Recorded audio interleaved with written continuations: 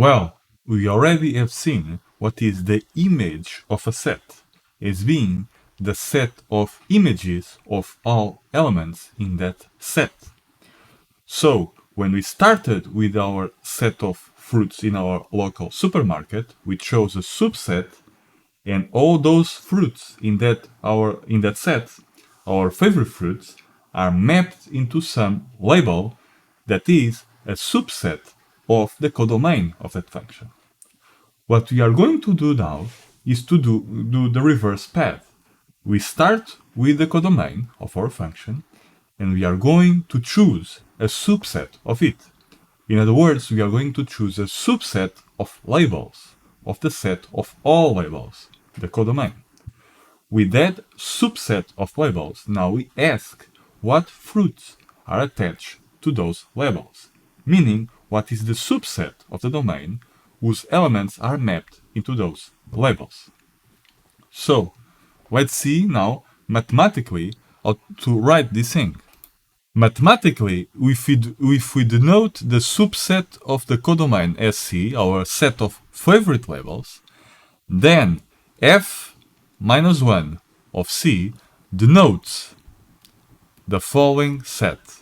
The set of all those fruits x, which belongs to the set of all fruits big X, but you don't want just any fruit in your local supermarket, you want only those that are mapped by f into the set C. Okay? So see, this is the main idea. I'm going to read it again. This set here is a set of elements of the form that are fruits, because I'm saying that X belongs to the big X, the domain of our function, the set of all fruits in the local supermarket. I want only those that makes this statement true. And what does this statement say? Well, it says that the image of that fruit, meaning the label of the fruit, must belong to C. The C is the set that we chose here, the set that we chose of our favorite labels. Okay? Now that we have this definition in our hands, let's see some examples. And for that, let's recycle the work that we already did. So, recall the following, the S function here. S of x is 2x.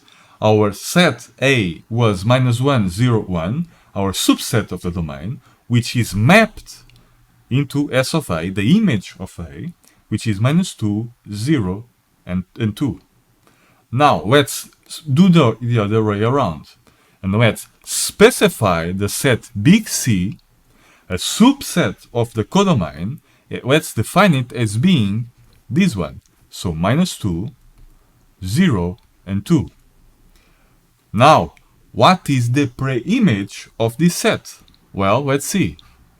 The preimage of this set is named as follows. Is S minus 1 of what? Of C.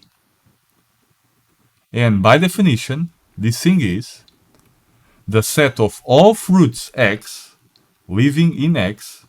Okay? So all real numbers, let me just substitute here. So it's because the domain of S is all real numbers, so it's all X belonging into the real numbers. But again, we don't want just any real number. We want those that are mapped by S into C. Okay? Our set C here that we specified. And our set C is here, minus 1, 0, and 2. So let's now go one by one. Let's see, at least let's imagine that we do that. That we go one real number at a time and see whether the image belongs to C. As we test each real number, we come to the following realization. So, after many trials, we eventually get to S minus 1, which gives us minus 2, and testing more numbers, then we reach S0. Finally, we get S0, and we realize it's S0 is 0. And finally, we test some more, and we get S minus S1, this time plus 1, which gives us 2. And there are many more to test. Notice that only in these three cases, okay, we get a S of something that lands into C, because C is -2, 0, and 1.